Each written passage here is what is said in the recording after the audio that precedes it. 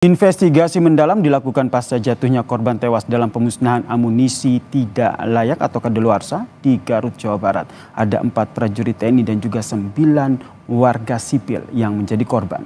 Lalu bagaimana prosedur keamanan pemusnahan amunisi bekas atau yang sudah kadaluarsa? Kita bahas bersama dengan Penasihat Khusus Presiden Bidang Pertahanan Nasional, Jenderal Purnawirawan Dudung Abdurrahman, dan juga Direktur Eksekutif Amnesty International, Mas Usman Hamid. Selamat petang semuanya. Selamat petang. Saya ke Pak Dudung dulu. Pak Dudung, apa Pak. saja informasi yang sudah Anda dapatkan terkait dengan insiden ledakan amunisi kadaluarsa yang menyebabkan ada 4 TNI dan juga 9 warga ini? Terima kasih Mas, kebetulan semalam saya melayat ke rumah duka karena memang korban Kolonel CPL Antonius itu mantan anak buah saya pada saat saya dan Dinma Mabes TNI, beliau sebagai Gansat Harpal. Ya, kami cukup dekat dan 3 minggu yang lalu kami ketemu, ngobrol-ngobrol. Kemudian saat itu jenazah masih berada di Garut menuju ke Dustira, sehingga saya tidak sempat ketemu dan rencananya dibawa ke Jogja.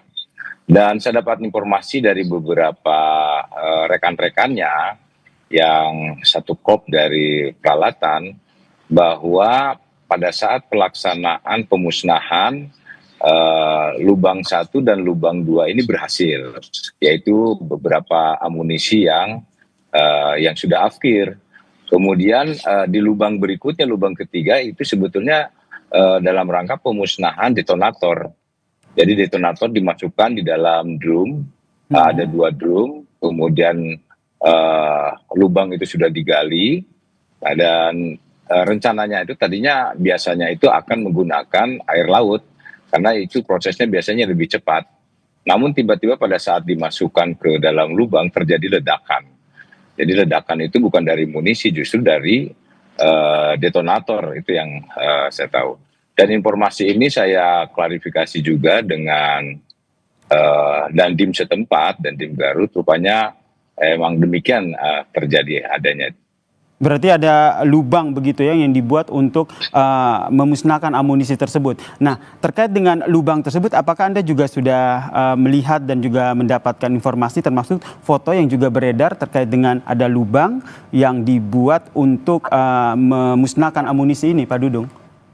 Kalau lubang yang dibuat untuk memusnahkan amunisi memang dibuat yang foto beredar itu. Kemudian ada lubang satu lagi yang memang dibuat, yang digali oleh masyarakat juga di situ untuk disiapkan memusnahkan detonator.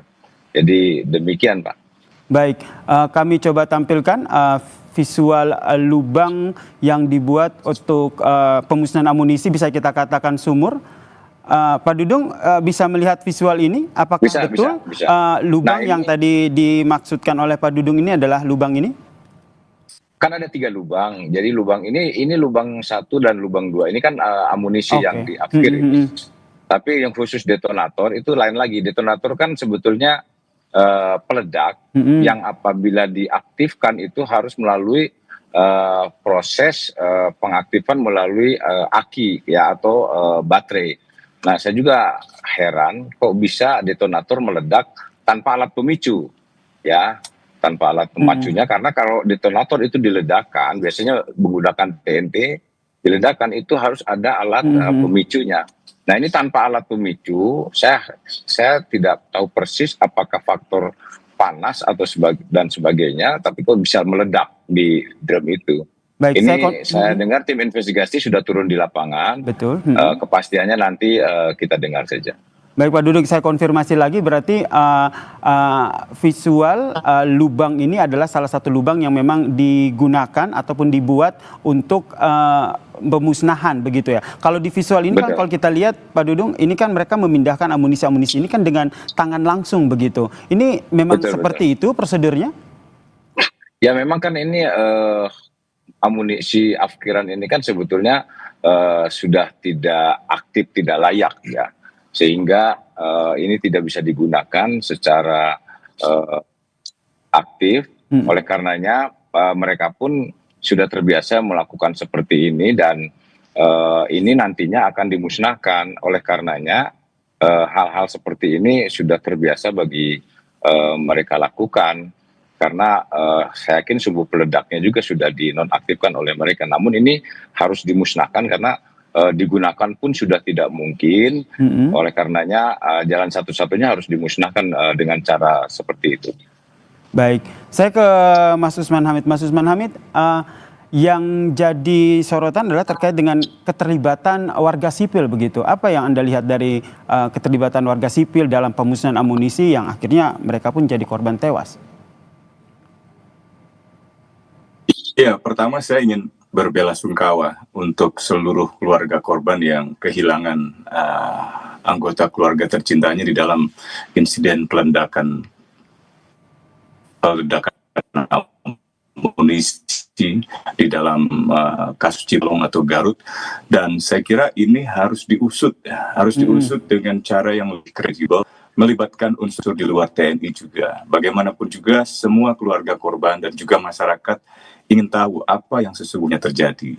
Yang dijelaskan oleh Pak Dudung tadi hal yang bermanfaat, tetapi akan jauh lebih bermanfaat seandainya hasil investigasi itu benar-benar mengumpulkan keterangan, mengumpulkan bukti, mengumpulkan petunjuk selengkap-lengkapnya, memeriksa pelaksanaan standar operating procedure, memeriksa standar pengamanan lokasi, dan seterusnya. Itu semuanya akan jadi pembelajaran yang baik ke depan supaya tidak terulang lagi.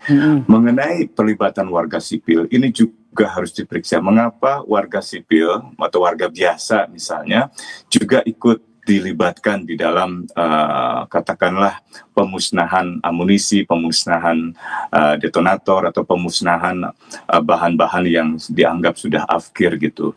Nah, tadi kita mendengar keterangan dari TNI, misalnya Kapuspen kalau tidak salah, menjelaskan bahwa pelibatan warga sipil itu karena mereka sedang mencari serpihan logam.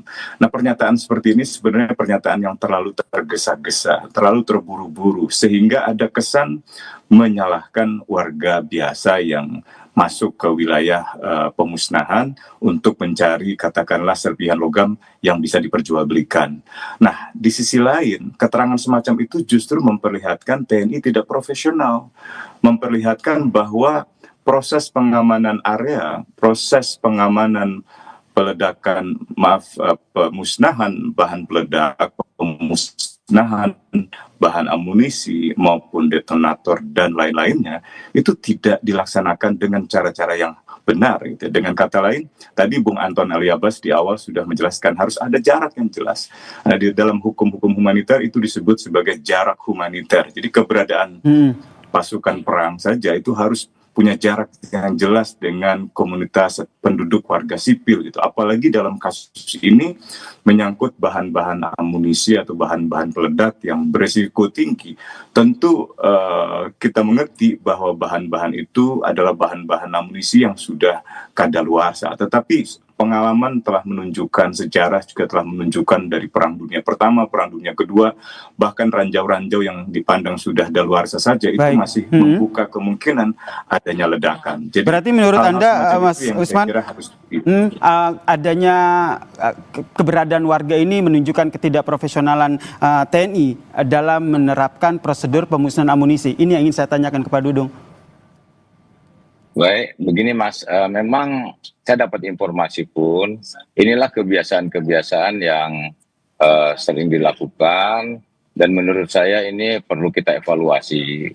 Karena memang apapun kalau melibatkan masyarakat, saya mendengar informasinya bahwa pelibatan itu pada saat penggalian lubang biasanya dimanfaatkan oleh masyarakat. Namun menurut saya memang seharusnya ini perlu kita evaluasi bahwa apapun yang dilaksanakan dalam rangka pemusnahan itu dilaksanakan sesuai dengan ketentuan. Artinya siapa personil yang terlibat, baik sipil akan ada PNS-nya maupun TNI-nya. Ya mereka saja langsung yang melakukan yang sesuai dengan surat perintahnya. Nah ini kalau sudah seperti ini baru nanti akhirnya jadi muncul hal-hal yang memang perlu kita investigasi. Memang betul masyarakat-masyarakat di sekitarnya, saya mendapat informasi kalau sudah terjadi ledakan yang amunisi, itu serpihan-serpihan itu mereka saling rebutan, tetapi itu di luar konteks di dalam prosedur kalau menurut saya. Sehingga menurut saya TNI harus mengevaluasi bahwa ke depannya yang terlibat di dalam proses pemusnahan itu harus sesuai dengan surat perintah yang melaksanakan. Masyarakat tidak boleh lagi untuk dilibatkan, demikian. Jika sesuai dengan prosedur memang masyarakat tidak dilibatkan atau tidak berada di lokasi. Lantas mengapa pada saat pemusnahan ini ada masyarakat yang berada di lokasi? Prosedurnya akan seperti apa sebenarnya dalam pelaksanaan ini? Ini yang ingin saya bahas lagi bersama dengan Pak Dudung dan juga Mas Usman Hamid. Tapi usai jeda berikut ini tetaplah bersama kami di Kompas Petang. Untuk mengumpulkan puing-puing pasca pemusnahan amunisi ini. Apakah selama ini juga sepengetahuan Anda memang keterlibatan warga ataupun keberadaan warga ini kerap terjadi? Ya memang saya mendengar dan saya sering juga di daerah latihan itu warga itu pasti memanfaatkan kalau kita latihan nembak itu kan plongsong-plongsong itu kan kuningan itu kan bisa dijual oleh mereka itu. Dan ini memang ke depan harus kita tertibkan. Tidak serta-merta memang pada saat latihan, setelah kita selesai latihan pun mereka tuh masyarakat berbondong-bondong untuk mencari serpihan-serpihan seperti itu. Nah memang ke depan harus kita evaluasi bahwa prosedur di dalam pemusnahan itu jangan sampai melibatkan masyarakat lah. Walaupun masyarakat itu dalam proses penggalian itu diberi upah dan sebagainya, tetapi ini untuk mengantisipasi jangan sampai terjadi hal-hal yang terjadi seperti kemarin. Ini diberikan upah seperti apa izin Pak Dudung? Ya pasti kan mereka menggali itu kan pasti adalah dikasih untuk upah masyarakat karena menggali sumur dan sebagainya itu. Berarti memang keterlibatan dari warga sipil ini juga memang sejak dari awal ya, termasuk membuat lubang, kemudian mereka juga ikut mencari puing-puing pasca pemusnahan amunisi. Ya bisa jadi seperti itu karena memang keterbatasan personil, kemudian kita penggalian itu kan memerlukan cangkul dan sebagainya, biasanya selama ini menggunakan masyarakat. Tetapi pada saat proses pemusnahan itu masyarakat jauh dari mana-mana dan sebelumnya juga pada saat akan pemusnahan itu jauh-jauh hari sebelumnya itu kan mereka tuh kurang lebih sekitar 2 minggu ada di sana itu.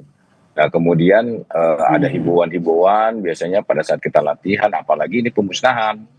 Nah saya juga belum monitor kok sampai terjadi ada pelibatan masyarakat yang cukup banyak dari 13 ada 9 masyarakat yang dilibatkan.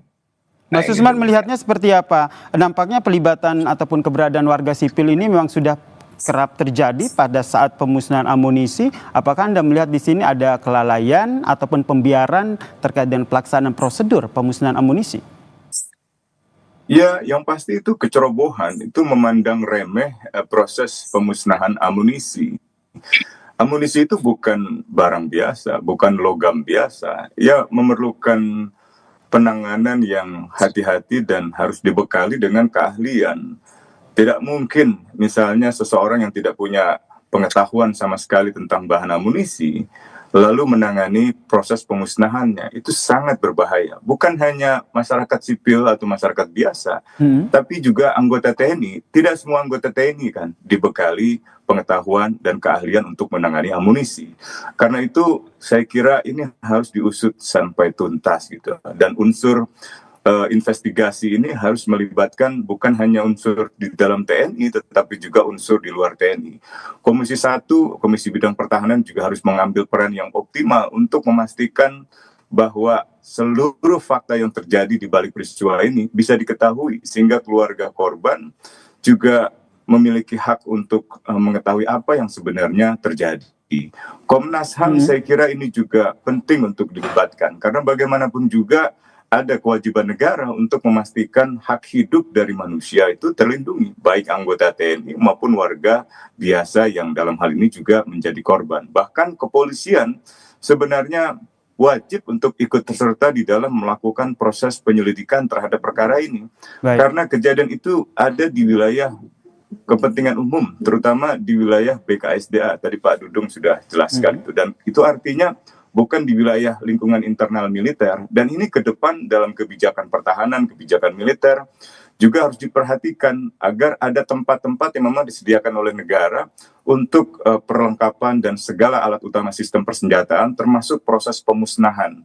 Karena tidak boleh sembarangan digunakan, tidak boleh sembarangan diletakkan, dan karena itu ada banyak kebutuhan untuk menyusun kebijakan yang komprehensif ke depan. Kebijakan dalam konteks penggunaan, produksi, distribusi, sampai dengan pemusnahan alat-alat bahan peledak atau misalnya bahan-bahan amunisi. Berarti Dan investigasinya tidak hanya berdiri sendiri ya, tapi ada pelibatan pihak lain begitu ya, Pak Usman. Saya ke Pak Dudung. Pak Dudung, apakah Anda melihat ada indikasi adanya kesalahan prosedur di situ sehingga nanti ada dalam investigasinya ada pihak yang harus bertanggung jawab begitu dalam insiden ini? Evaluasinya seperti apa?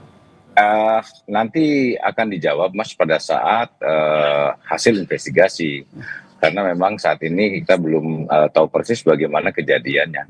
Namun yang jelas betul tadi kata Mas Usman, bahwa prosedur itu betul-betul harusnya dilakukan oleh tenaga-tenaga profesional, sehingga meletakkan amunisi dan sebagainya tidak semua tentara pun sanggup.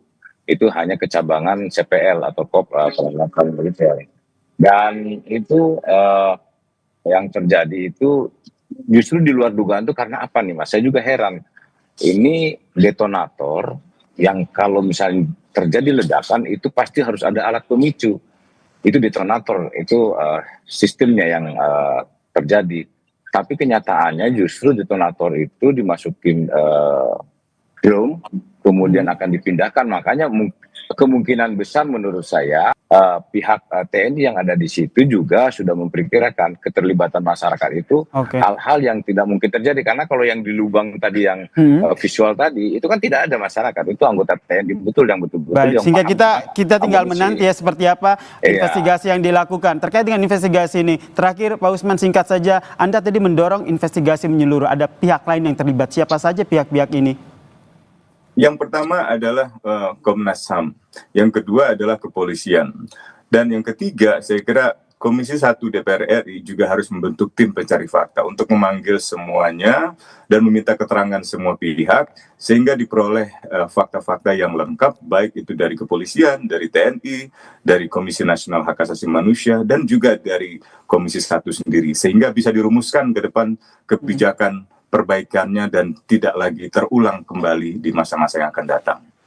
Baik, terima kasih Penasihat Khusus Presiden Bidang Pertahanan Nasional, Jenderal Purnawirawan Dudung Abdurrahman, dan juga Direktur Eksekutif Amnesty International, Pak Usman Hamid, telah bergabung bersama kami di Kompas Petang. Salam sehat semuanya. Terima kasih. Mas. Sehat.